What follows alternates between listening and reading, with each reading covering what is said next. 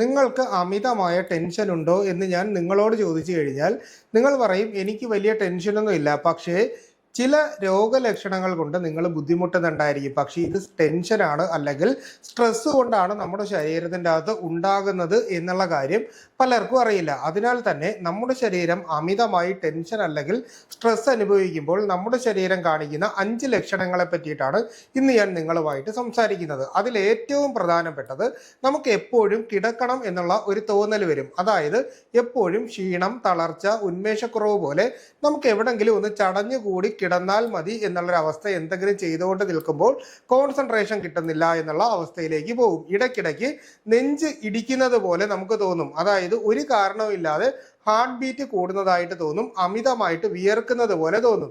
ആഹാരത്തോട് നമുക്ക് ഒട്ടും ഒരു താല്പര്യമില്ലാത്തതുപോലെയും ആഹാരം കഴിക്കാനായിട്ട് ഒട്ടും തോന്നാത്തതുപോലെയും ഇനി കഴിച്ചു കഴിഞ്ഞാലും ആഹാരം ദഹിക്കുന്നില്ല എന്നുള്ള ഒരു രീതിയിലുള്ള തോന്നലുമായിരിക്കും നമുക്കുണ്ടാകുന്നത്. എന്നാൽ അഞ്ചാമത്തേതും മെയിൻ ആയിട്ടുള്ളതുമായിട്ടുള്ള പ്രശ്നം എന്ന് പറഞ്ഞു കഴിഞ്ഞാൽ ചിലരെ സംബന്ധിച്ച് ശരീരത്തിൽ ഏത് സമയത്തും അതിശക്തമായിട്ടുള്ള വേദന അനുഭവപ്പെടുന്നത് പോലെ പറയും. അതായത് ഇന്ന് തോളിലാണ് വേദനയെങ്കിൽ നാളെ നമ്മുടെ കയ്യിലായിരിക്കും വേദന, പിന്നീട് നമ്മുടെ മുട്ടിലായിരിക്കും, പിന്നീട് നമ്മുടെ നടുവിലായിരിക്കും, ചിലപ്പോൾ ശരീരത്തിൽ വായു കയറിയതുപോലെയോ കൊളുത്തി പിടിച്ചതുപോലെയോ തോന്നും. അപ്പോൾ ഇത്തരത്തിലുള്ള പലതരത്തിലുള്ള സിംറ്റംസ് നമ്മുടെ ശരീരത്തിൽ ഒരു കാരണവും ഇല്ലാതെ മാറി മാറി വരുന്നുണ്ട് എന്നുണ്ടെങ്കിൽ നിങ്ങൾ തീർച്ചയായിട്ടും മനസ്സിലാക്കുക, നിങ്ങളെ സ്ട്രെസ് അല്ലെങ്കിൽ ഈ പറയുന്ന ടെൻഷൻ അലട്ടുന്നതിൻ്റെ ഒരു പ്രധാനപ്പെട്ട ലക്ഷണമാണ്.